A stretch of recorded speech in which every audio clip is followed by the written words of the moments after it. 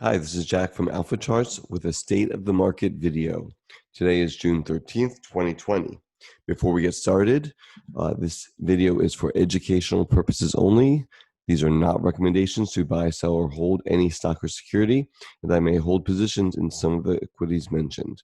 Know your time frame and risk tolerance.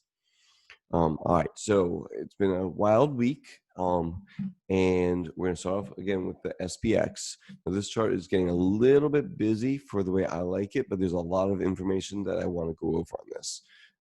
So we ran up to right over here on June 8th, and so putting on the Fibonacci's from the low to this high, the 0.786 is right about where we found support, which coincides with where the 200-day moving average is, which is this orange line that I added in. So does this hold as support this week? Nobody knows, but I think that I'm going to add volume back in here too. But I think that this is an area, and this area, the 0.618, is actually really interesting because when you take the average volume weighted average price from the high, from the peak, and the low, they are actually intermingled right here, right near the 0.618. This is an area that's very, very interesting to me, and it's right in this zone of potential support, right? So this green area is just a gigantic zone. It's huge, because I have no idea where it may or if it will find support. But I could definitely see dip down over here under the 200-day, slicing through most of these moving averages, and this area as being important. There was distribution going on this week, obviously. We saw the ramp up, a very significant day right here. And even this day, which wasn't up, it was up at 1.31%, and we did see buying into the close, which was nice, going into the weekend. But it wasn't a feel-good type of day, if that makes sense. The close was really nice, but all day long, it struggled, right? S&P struggled all day long. So, no one knows what's going to happen going forward, but I think that some more weakness into here makes sense. And if we look and we measure, right? So from here to here, it's about 12%. Well, after the market runs up, we even just go from here to here. The market ran up 45%. So to retrace 12% or so makes total sense to me. All right, so that's the S&P. The Qs are actually even more interesting to me, and we're going to zoom out to start this. All right, so I posted this on Twitter, and basically, just give it volume for now. This was a 09 lows. Here was the peaks, 2010, and it's even cleaner on the weekly. And you can see that this trend line has been important over and over and over and over again, especially this top channel. Well, we hit it again, right? Boom. And every time the trend line got close to the channel, the top rung, it retraced. So we're going to go to daily and put volume back in there. And so I went ahead and I looked at each time that it hit the top rung and how much did it retrace. So it hit it 12 times. So 12 times it got near this top area of the channel. The lowest retracement was about 5%. The largest was about 31%. Okay. And the mean, the average, was 15%. All right. So let's assume an average. And by the way, looking at the numbers, it never had a 15% retracement, but that is the average. So it could be more, it could be less. But looking at from the peak, let's go down 15%. And 15% is right about here. But if it just overshoots it by just a little bit, we get to almost here, right? Which just happens to be a 50% retracement. It's where the orange line, the 200-day moving average is, and it's right near where the average volume weighted price is for from the peak and from the low. Now, if we don't hit, let's say it's not quite 15%. Right there is your 13%, and that's very likely. I mean, it hit in the 12s 3 or 4 times historically. So that's a very likely spot, 216-ish, right? You'd have the AV WAPs from the high and the low in that area. You also have the 200-day moving average in that vicinity, most likely in the next week or two. Something else to remember, the 200-day moving average is rising. The 65-day is rising. The 50-day is rising. I can tell you that much. So all the moving averages are rising. So there's no reason to think that this pullback here is a start of another major decline. At least not yet, right? It hasn't shown that yet. I really love this 216 area, very similar to the Qs, the 0.618 retracement from this move as an area of potential support. And based on the numbers, based on how it's reacted here in past times, I mean, that 12% is likely. 15% would bring me down into this area. That could be a 2. What do I know? But this is an area that, again, it would have a lot of potential for support here. Obviously these bars right here, this volume right here, not the prettiest looking volume bars. That was a very big down day, and again, this up day, up 0.79, but not a feel good day. Let's put it that way. All right, and then the other thing is on the daily chart, this could be a false breakout, right? So the high here on the close was 236.98. So we are now below that. If you go to the weekly chart, the close was 234.64 in the week, and we are above that. So it's not a confirming signal of a false breakout. It is on the daily potentially, but not on the weekly. And so to me, that's a mixed signal. So I think that is something to keep in mind. If we roll over and that's a false breakout, the move could be swift down to that 216-ish level. We'll see what happens. But I know I posted something also on Twitter about 234.64 being important, and that's on the weekly chart. On the daily chart, we are below this area. Now next week, if we pop right back up, this was just a retest, right? That's all that was a retest. If we pop right back up, so that would be by far the most bullish scenario. Further weakness, and I think the 0.618's a likely area. 216-ish, could be a little bit above it, could be a little bit below it, but that's an area. All right, so let's look at the IWM. By far the weakest of all of them, and has been for a long time. So we are looking at some major ramp up in volume, a big decline here. Does 127.5 hold? 127-ish hold? Maybe. We'll have to find out. But that was important over here, all the way down to 125, 150-ish.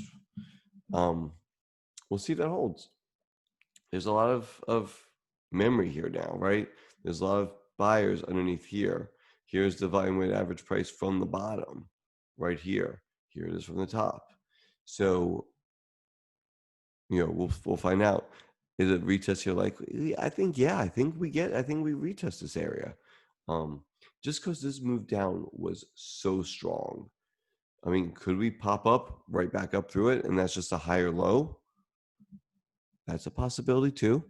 But when I see a move down like this, I think that there's a lot of momentum to the downside before the buyers get control again. We'll find out. Dow Jones composite average, again, hit this area, pop back below the 200-day moving average, and it is moving lower with some velocity. So we'll see. Moving on, my next chart will be Oh, let's go to semiconductors. All right, so here are the semiconductors, and they were breaking out, and they rolled over. So this was the high right over here. We gapped up, and we gapped down. Maybe this is an island reversal, right? This move down was pretty significant. Good volume, high volume. So here we go. We're testing, maybe we just got overextended. We'll see, but this could be a false breakout with an island reversal. 6.18. Again, that's an area that looks interesting. There's your 200-day. There's your volume, average volume weighted average price from the top and the bottom, the way I see it. So 132, 132 and a quarter, somewhere around there. A fast move there would feel extremely bearish, but this would be an area that could potentially offer some support. We will see, but not a good look on the SMH, semiconductors being such an important part of the economy. A false breakout confirmation right now, staying below this area, that's a problem. I do think, my opinion, that there's more downside potentially coming. Just looking at the pullback, if it gets there, 14.5% pullback, that'd be normal. I mean, think about how much it ran, even just from here to here. It ran 54%. So it gives 14%, 15% back. No big deal, right? No big deal. So we'll see. We will see. But this is an area. Now, listen, if it doesn't break this area, that would show you a huge amount of strength. If 142 holds, right, that strength would be humongous. You kind of see an inverted head and shoulders kind of forming here, right? So if this area 618 holds, what a base this would be, huh? That would be amazing, right? So that's kind of, then you could go for a cheat entry, and as it kind of forms its base over here, cheat entry, and things would be really, really awesome. So that would be the bull scenario. Inverse head and shoulders forming on the SMH. We could wish for things, right? Financials, super weak. There's your 200-day, couldn't even get above it. I mean, financials just look terrible. I mean, huge volume to the downside with this waterfall decline. Most likely, we're going to test 21-ish and see what happens. I mean, XLF just looks terrible. I'm not going to spend a lot of time there, but we would like to see, even if the move is quick, would love to see a move to here and then stabilization and a higher low, right? Because then higher low, higher low, higher low, higher low someplace around here.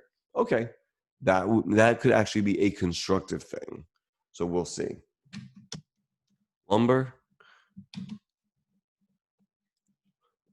had a big move up. Got up here. There's your 200-day. Now is retesting. It's moving back down again. So we'll see. We'll see where the stabilization happens. Again, a lot of times lumber likes to lead. It did hold here. That was important. Let's see if it holds this level, or at least chops sideways. Right? A chop sideways here would be very constructive for the market. So we'll see.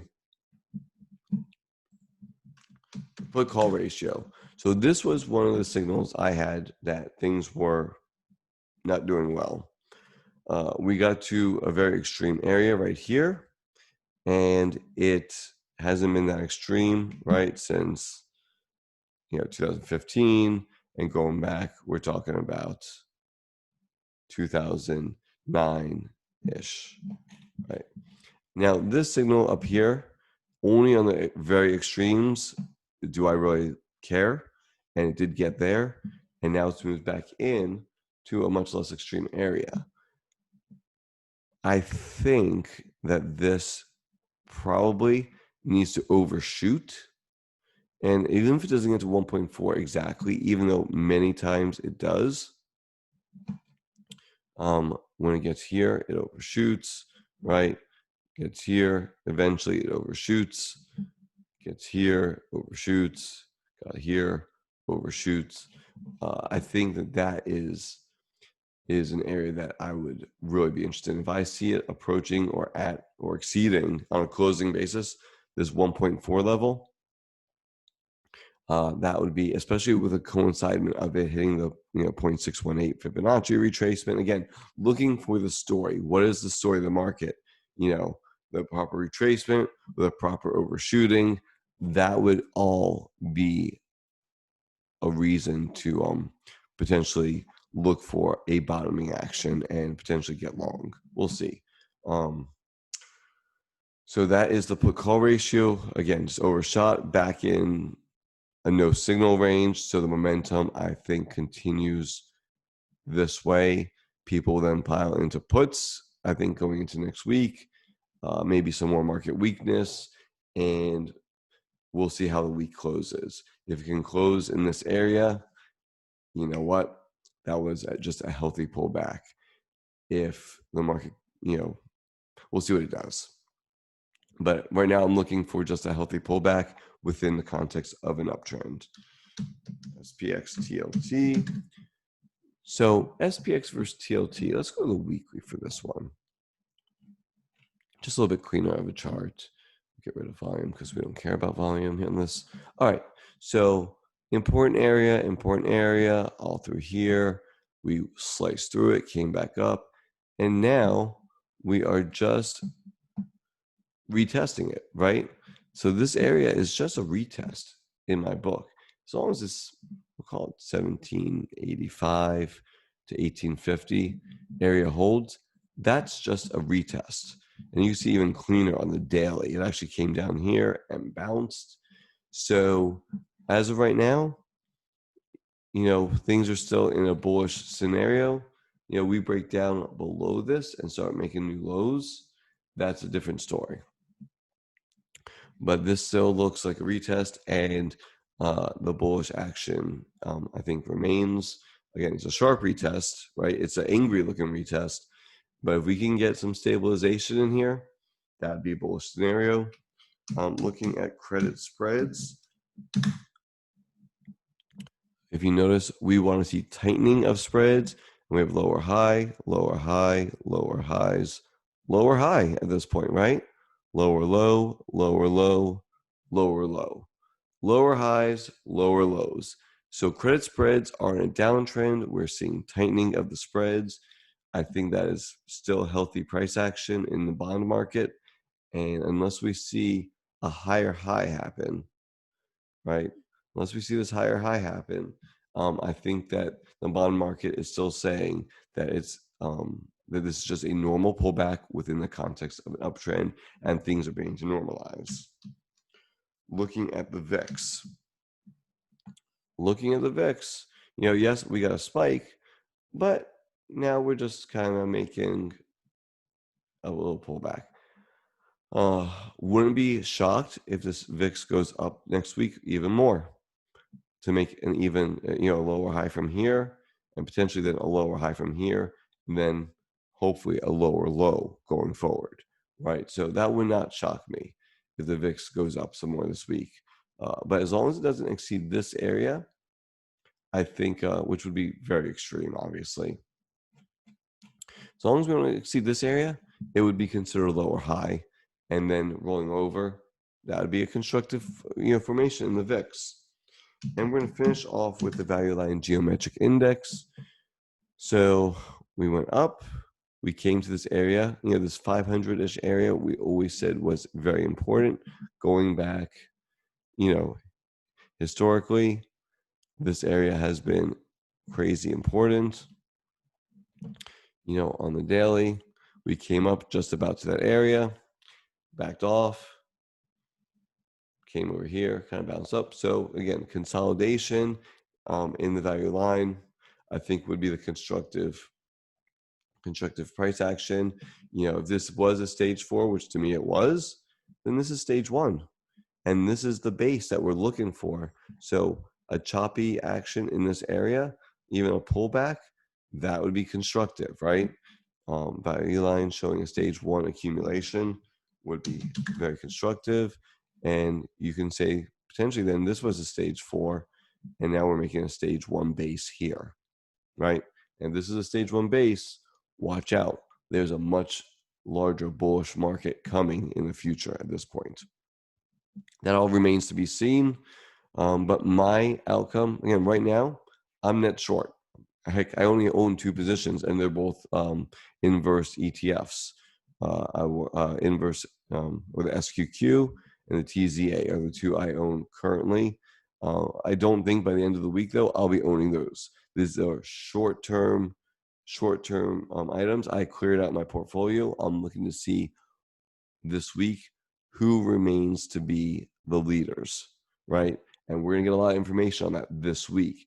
And whoever the clear leaders are, I want to be in those. So I want it to be a high level of cash because I don't know. And listen, this 0.618 is a potential level of support. We could this week slice right through it for all I know. This 0.786 could hold for all I know.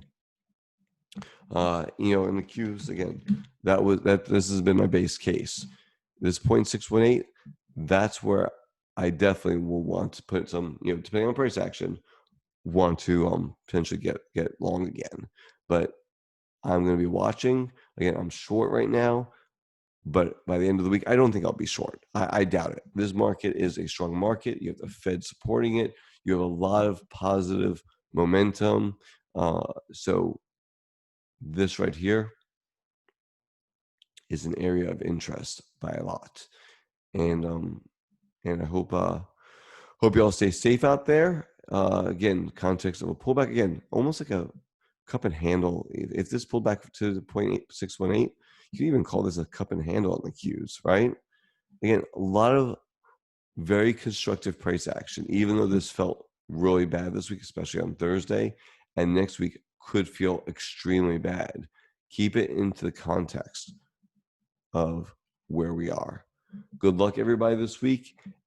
Stay safe out there, and we'll talk to you soon. Bye.